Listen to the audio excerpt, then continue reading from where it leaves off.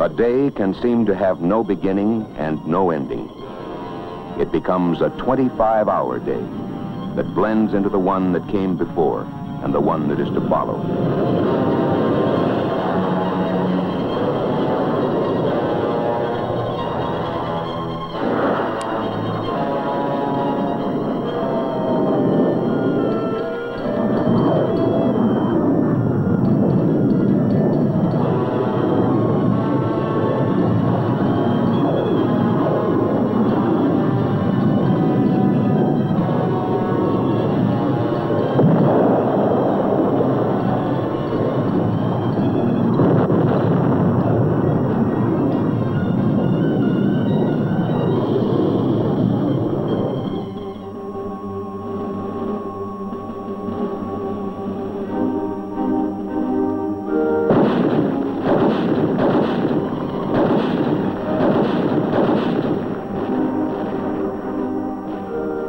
It is not necessary to be a military man to understand how long a day can be. A shot fired at Bien Ho, Da Nang, Quang Tri, Haiphong, or near Hanoi can strike home in any city, town, or hamlet of 50 sovereign states. 8,000 miles away can still be very close to home. And because it could come closer still, we share the conflict and the strength. We also share the understanding and the courage to prove that the honor of a nation's word has greater meaning than formal letters written on a scrap of paper.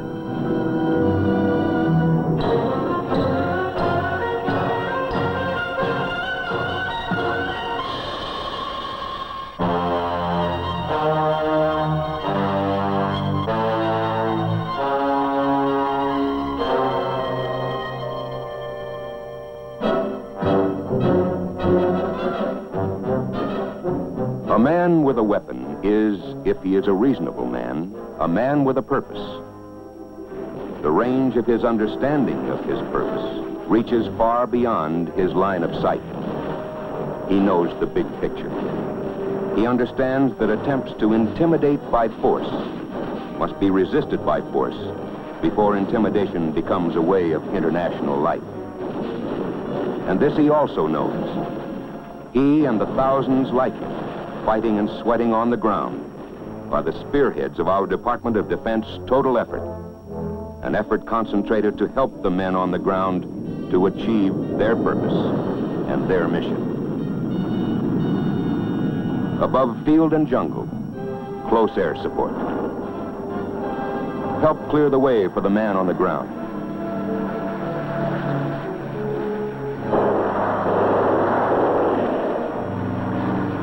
Reinforcing. Return to care and safety those who have taken as well as given. Support those men during the long hours of daylight and the longer hours of darkness.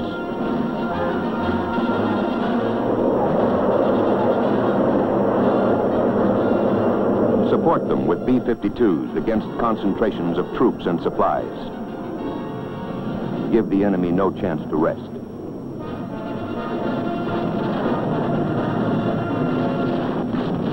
Support them with tactical fighter bombers to keep up the pressure and help destroy our enemy's ability and desire to attack.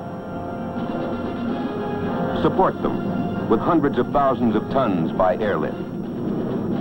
The supplies come through, but there are other lines of supplies that flow the other way along the Ho Chi Minh Trail. It winds down from the north through mountain passes and under the cover of green-top jungles. For North Vietnam, it is the lifeline for their aggression. Along the flank of southern Asia, the coastline of North and South Vietnam takes the form of an elongated S. A demilitarized zone between the two countries along the 17th parallel at the sea was established by solemn treaty. To the north is China. To the west are Laos, Cambodia, Thailand, Burma, India, and Pakistan. Moving down from the north, men, oil, machines, the tools of war, are fed along the Ho Chi Minh Trail to bolster the aggression in the south. They move by night over the narrow roads, through mountain passes, and along trails hidden by the jungle foliage. Trucks and pack-laden coolies by the tens of thousands.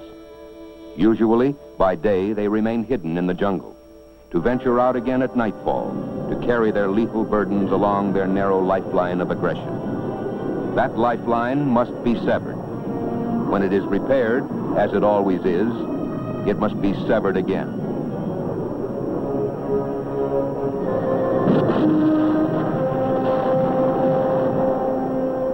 The infiltration increases in both men and equipment has required a very sharp increase in petroleum imports. Since the first of this year, the average monthly imports of petroleum into North Vietnam have increased 50 to 70% above the comparable period in 1965. Stocks on hand prior to the attack were estimated to represent about 2 to 4 months' supply. The increased importance of petroleum to the enemy's military effort is further attested by his action to improve the routes of infiltration. Some of these routes are new, some have been widened, some have been upgraded for all-weather use. Bypasses have been built, and bamboo canopies or trellises have been built over the jungle roads in many places in order to inhibit observation of them from the air. A result of the greatly increased movement of men and supplies by truck and by motor-powered junks has been a shift from a small-arms guerrilla-type operation against South Vietnam to a quasi-conventional military operation which involves major supplies, major weapons, and heavier equipment. Every gallon of fuel, every gun, bullet, even every ration of rice destroyed north of the 17th parallel may mean the life of a man on the ground south of the 17th. The military call it interdiction. That is the mission of those who fly to the north. Support the men on the ground by strangling the supply routes. They fly from the decks of our Navy's carriers.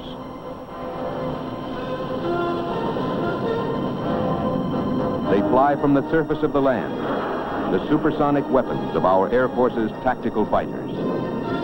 They turn their noses north, north toward Mugia Pass, toward the fuel storage areas near Hanoi, north to interdict the trains carrying in supplies. The pilots do the flying. The ground crews keep them flying. It's an around-the-clock operation. Fly the mission, maintain the aircraft, repair the battle damage so that the next mission can be flown. No one counts the hours in a day. They keep close track of the months and weeks that they have left to sweat out to complete their 12-month tour of duty. But they don't count the hours in a day. All activity is monitored in aircraft vehicle control. Each operation is on a fixed time schedule. Often planes have to fly on paper before they can fly on missions. Nobody's job is easy, but then nobody ever said it would be. Every so often fellows will ask, why me? Why should I be here? One way or another, they have to find the answer for themselves. Usually they do find the answer.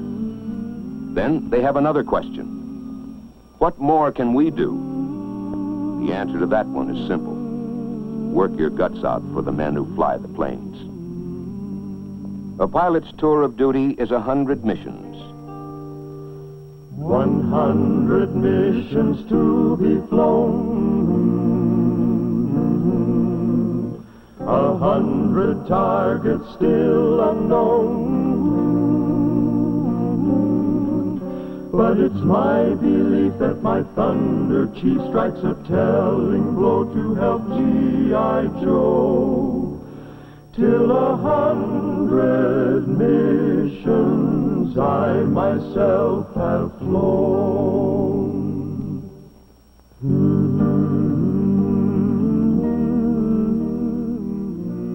For the pilots, a day can start at 2:30 a.m. or earlier, or any time.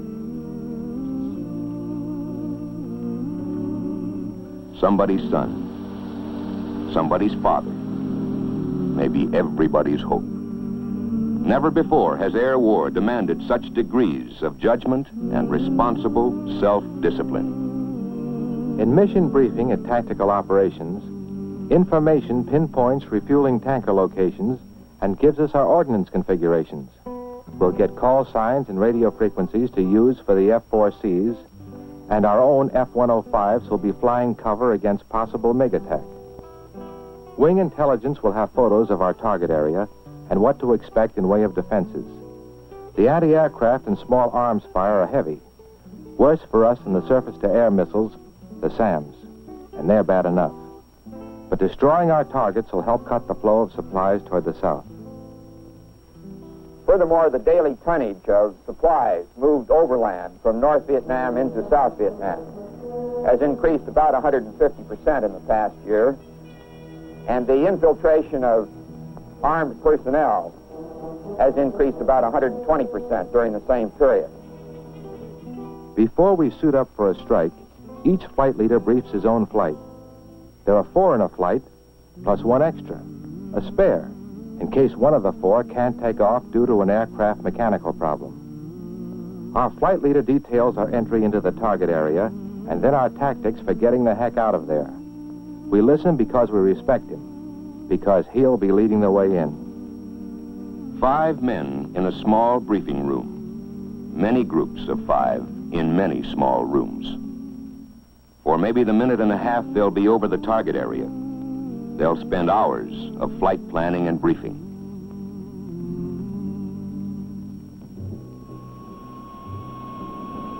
Pilots have always been fighting men.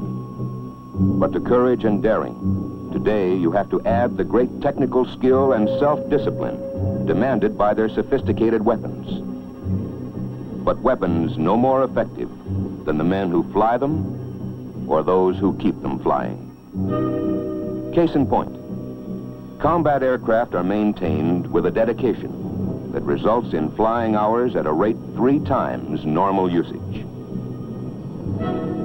The line crews understand how much depends on them day after 25-hour day.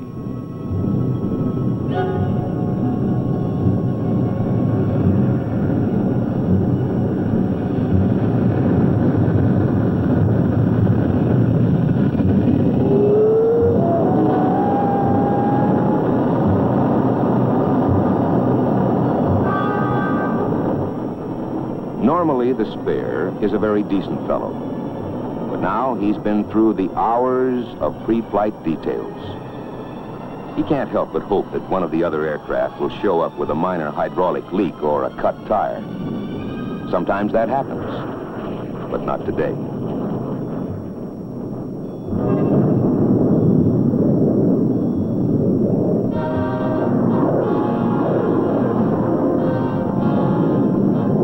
Supersonic blasts of power in the open ocean of the air, ready to play their part in the overall coordinated effort.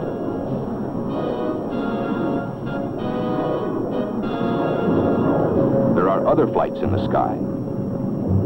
The F-4Cs are en route. At the same moment in time, the big choppers, affectionately known as the Jolly Greens, are on their way with A-1Es for their protective escort. Their object is to stay as close as possible to the target area, so that if a pilot in one of the attack planes has to hit the parachute, then they can move in to pick him up. If there's enemy ground fire, those A-1Es dive in to keep the enemy's heads down.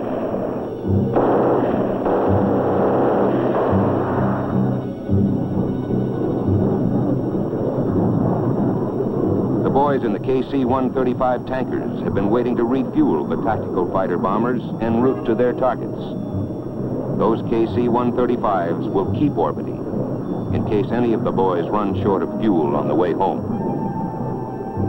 The overall coordination is the result of the total planning by the Department of Defense team effort, the Army, the Navy, and the Air Force. Most people will ask pilots the same question over and over.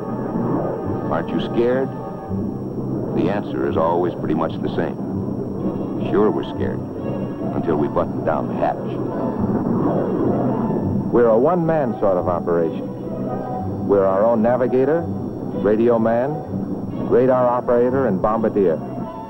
Getting into the target, we have to take evasive action. Then it's pop up, dive in, drop the bombs, and get the heck out of there. You watch your fuel. You go over in your mind what the intelligence boys will want to know about the results. At the target, the ground defenses, all the details. You might be scared when you start, but after that, you just don't have the time.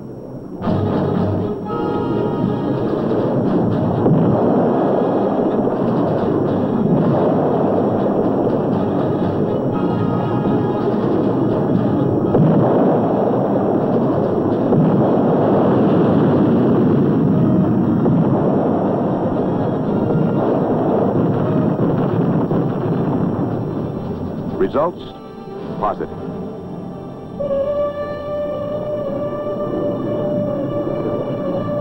The cockpit is a pilot's office.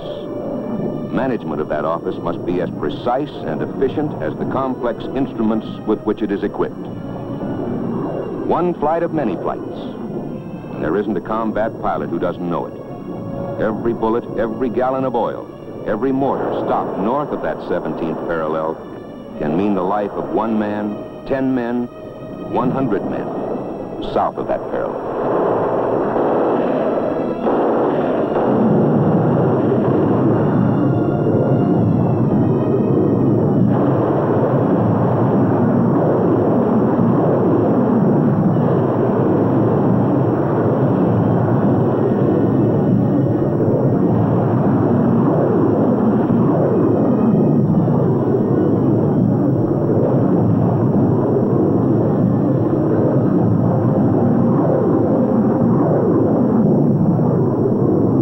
Rescue Control has picked up a radio call for help from a pilot whose aircraft was hit and who had to eject.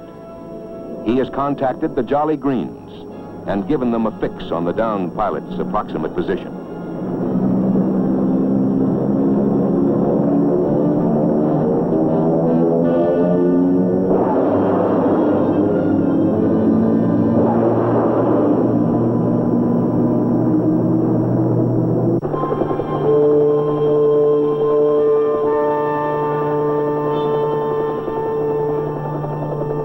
I didn't realize my plane had been hit until the cockpit started filling up with smoke. I punched out. When that parachute blossomed, I took a long, deep breath. Then I landed in the trees, and I don't really remember how I managed to climb down to the ground. I let out a shout for help on my radio, then scrambled up the hill to get as close to the top as I could. I shot off some pen flares when I saw the A-1Es and the Jolly Green.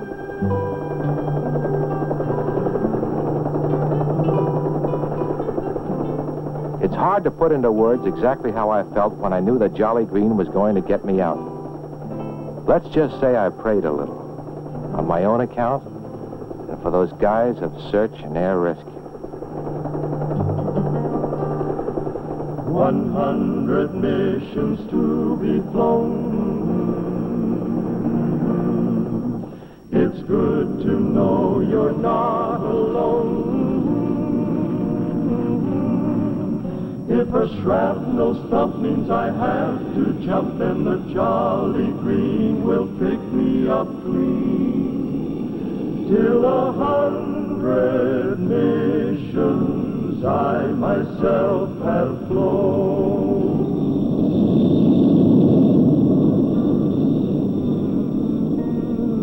One flight's mission has been completed, but the long day's work is far from over. First will come the detailed intelligence debriefing at Tactical Operations Center. After the official debriefing, flight leaders hold a session for critiquing their flight's performance as a unit and as individuals. Was there a delay in acquiring the target? Did one of the men press too low? Did they regroup promptly after hitting the target? Was element integrity maintained? You can never stop learning. might get away with an error in judgment one day. Tomorrow, you may not be as lucky. One flight of many flights. But operations continue around the clock. For the ground crews, it's 12 hours or more a day, 6 days or more a week. It could be drudgery if every man on the ground didn't know and understand that they are the ones who make it possible for those who fly to complete their missions. It's about 13:30 hours now, 1:30 in the afternoon of a day like every other day. Another flight takes off on another mission.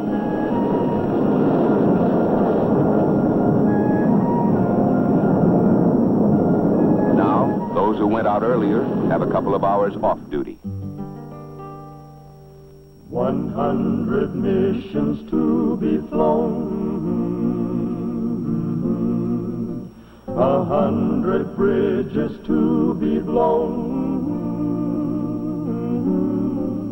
On my left and right, the rest of my flight help keep me alive in my 105.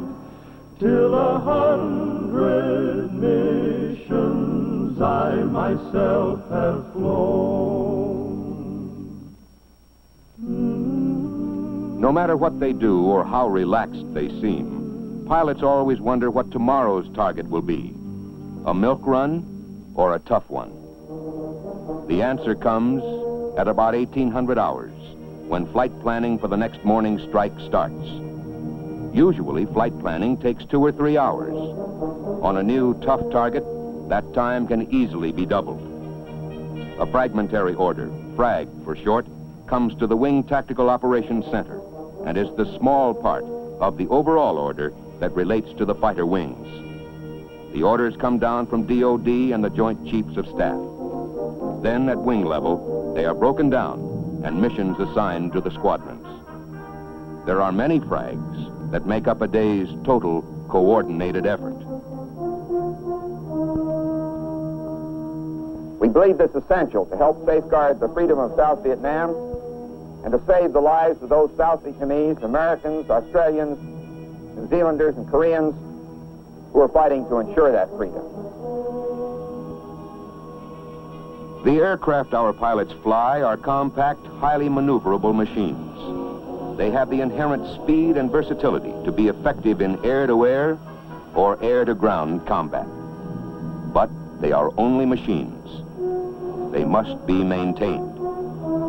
The record of keeping flying hours at a rate 3 times normal use speaks loudly and clearly for the kind of men who work with their hearts as well as with their minds and hands. Men are brave in many ways, and there are many ways in which a man can show his courage. Courage can't be judged by a casual glance or the sound of a voice. Any fighting man will tell you, you must know fear in order to find your true strength. Want a portrait of a hero? Take a snapshot of a pilot, or another, or another. Move your camera out to the line for long shots or for close-ups. Carry it inside aircraft vehicle control to watch the men who often don't even see the planes they help keep flying. Let your camera travel into the air to fly with the men of the Aerospace Rescue and Recovery Service. You'll never find a man who thinks himself a hero or even considers himself as particularly brave. But they all share a common bond and a common pride. They are all working members of the same fighting team, fighting each in his own way, to try to slow down and, if possible, to break down the flow of supplies to the south and to adversely affect the will of North Vietnam toward carrying on their aggressive operations. The total task is large, and yet, as it always is, each small fragment of that total is very personal. Men may live 3,000 miles or more apart back home in the States, but here there are no state lines, no county lines, no country boys or city boys. No one asks their social position or who their ancestors might or might not have been. Nor do we as a nation know what we as a nation have done to have deserved men such as these. Perhaps they reflect the courage and the strength instilled in them by their mothers and their fathers. Perhaps it is the heritage of men who came before, men who stood at Concord Bridge, men who walked through Chateau Thierry, through the Ardennes forest, and the undergrowth of Guadalcanal and Iwo Jima. Men who ranged the skies over Pacific atolls and over Africa and Europe half a world away. We do not know what we have done to produce men such as these, but we do know these are our men, our fathers, our sons, our brothers. It is only right that not only should we be proud of them, we can be proud of them.